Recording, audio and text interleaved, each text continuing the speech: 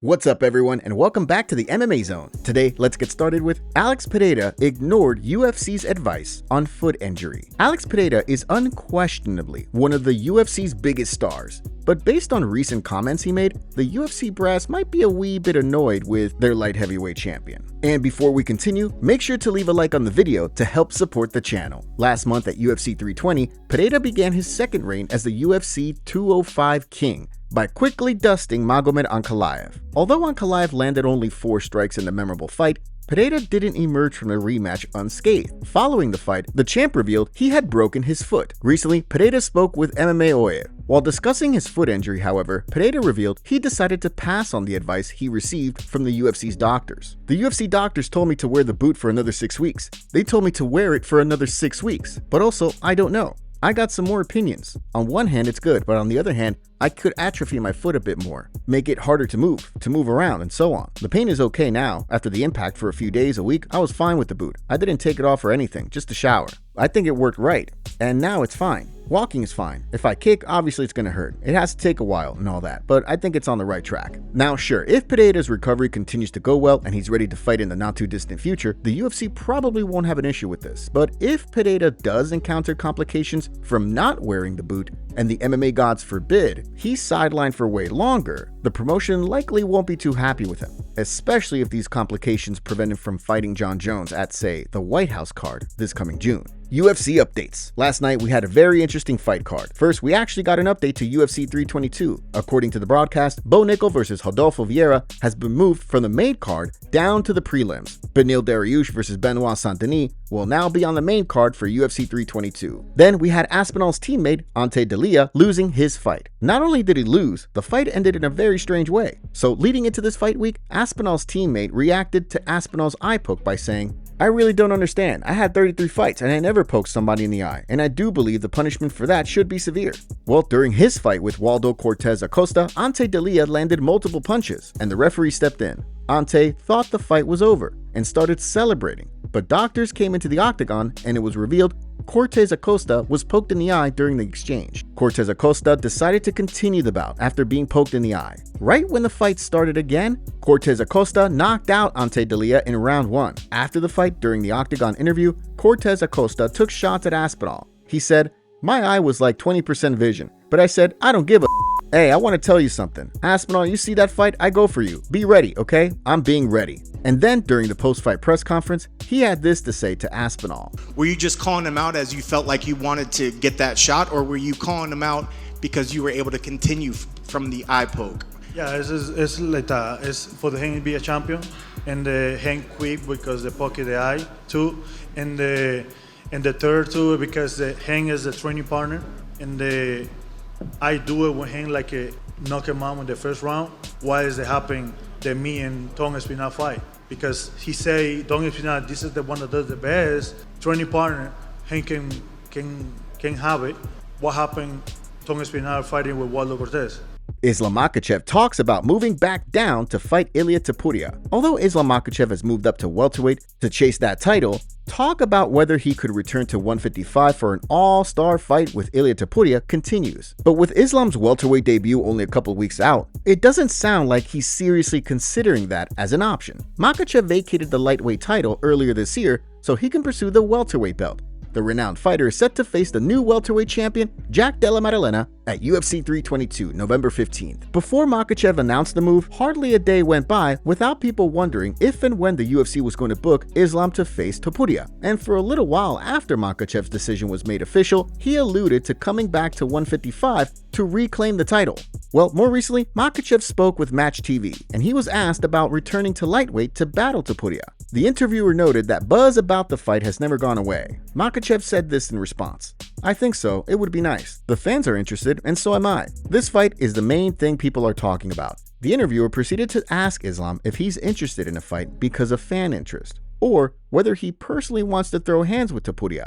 The Dagestani star said this, How could it be interesting to me? What will I gain by going down to 155 and beating Topuria? Win the belt again? I already have it. the fans are mostly interested in it. I'm not interested in cutting weight to 155 and torturing myself again. I'm interested in fighting at 170, eating, enjoying the camp, and fighting. These last statements really don't sound like they're coming from someone who's keen to fight Topuria at 155, do they? Of course, the fight could still happen, but Topuria has also expressed an interest in moving up to welterweight as well for a showdown with Makhachev. All that aside, during the interview, Islam was also asked to pick 3 people he would pick to be his allies in a street brawl. Arman Tsarukyan was asked this not long ago, and he went with Khabib Nurmagomedov, Khamzat Chimaev, and Makhachev. Well, Islam went with Khabib, Daniel Cormier, and Cain Velasquez.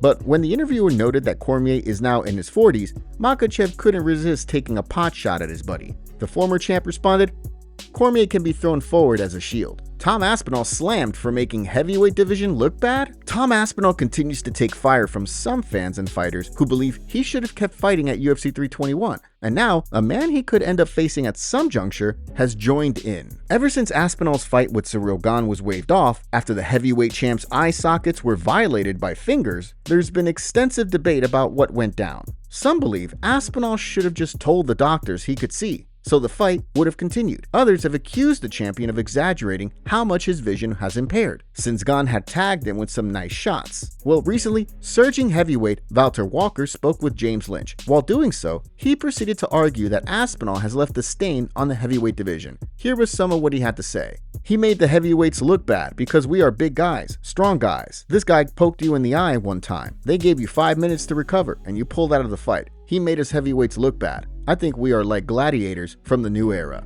Walker also proceeded to cite the fact that, although he broke his leg in his UFC 321 bout with Louis Sutherland, he continued scrapping. Walker proceeded to win the fight via heel hook, which, if that sounds familiar, it's because he won 4 straight bouts using that technique. "You need to give your maximum. I broke my leg and felt something was wrong, but I kept fighting to the finish. I gave my best because I know I work for the UFC. I know if something goes wrong, they're going to pay for surgery. They're going to pay the doctors. They're going to take care of me. I'm not scared to inside the cage." And then there's this guy who got poked in the eye and pulled out of the fight. Whether Aspinall should have kept fighting or not, the MMA community is still up in arms about yet another fight being ruined by eye pokes. Recently, veteran referee Herb Dean spoke with Helen Yee, and he made it clear he's also fed up. "We have to try something, so I think that people are ready to move on and try something with that. There's going to be a meeting. People have been talking already. There's going to be a meeting where we kind of go over that. But yeah, definitely something's going to happen. Some suggestions are going to be automatic point and see what happens with that. Some suggestions are that automatic point taken away. The thing with eye pokes is difficult because they're happening in real time and you have to call it." Dean didn't finish there, as he also went on to say that fighters have told him that they deliberately committed fouls. Check it out. We can't read people's mind, you know what I mean? There's been fighters who I've refereed, and we're all different people in there. We're all doing different things. And there's some people who are like, hey, you know, they're good people, and they're not doing fouls on purpose. And there's a lot of guys, and a lot of them who I've talked to after they stopped fighting, they say, well, every groin kick that I ever did was intentional. And these are guys who have, once they've retired, they're giving me, oh yeah, that fight when you refereed me, that was intentional when that happened. You know what I mean? And so, yeah. Will what transpired at UFC 321 be the final catalyst needed to make a rules change?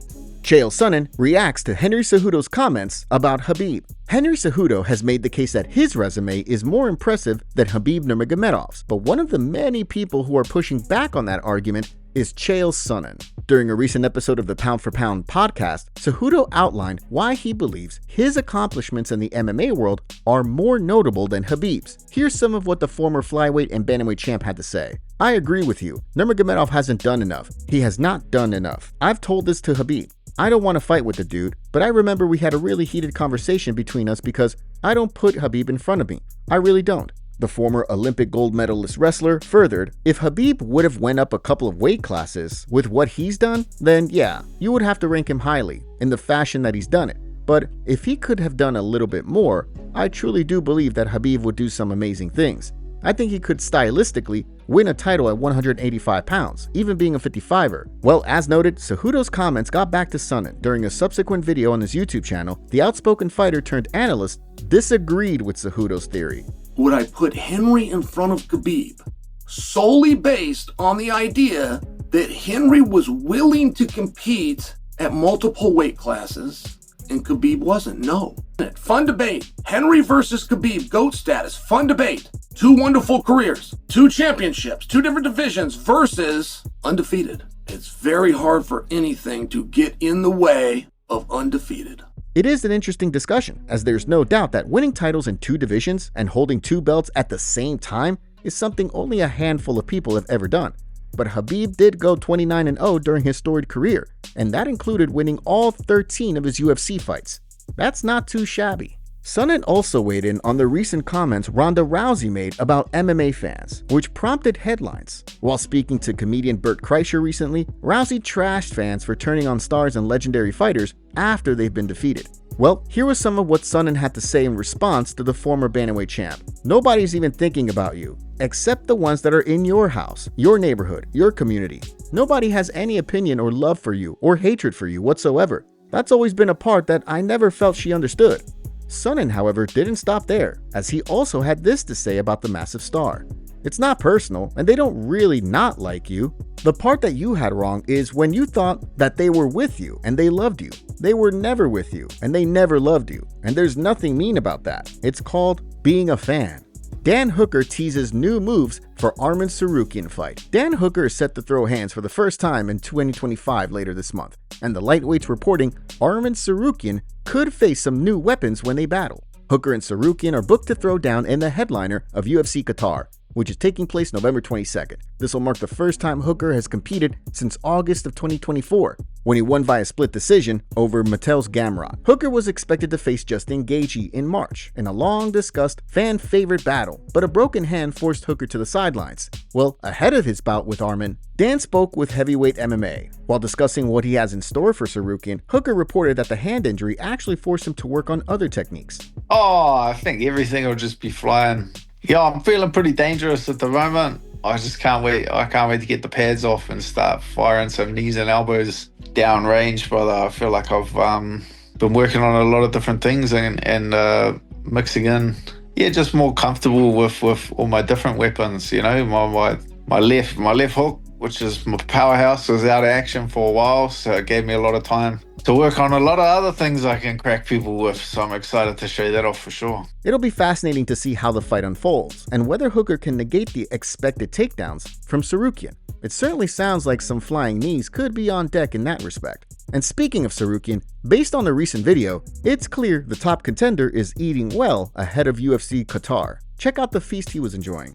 Charles Oliveira responds to Max Holloway allegations. A few days ago, Max Holloway said there was no injury found for Charles in their last fight, and the doctors never found anything when he was released. Well, now today, Charles responded to Max and said that everyone knows he was in fact injured, but he respects Max a lot. Charles said, "Max is a guy I respect a lot. Based on my last fight with him, everyone knows I had an injury. He says I didn't, but I did have an injury, so it would certainly be a good reunion."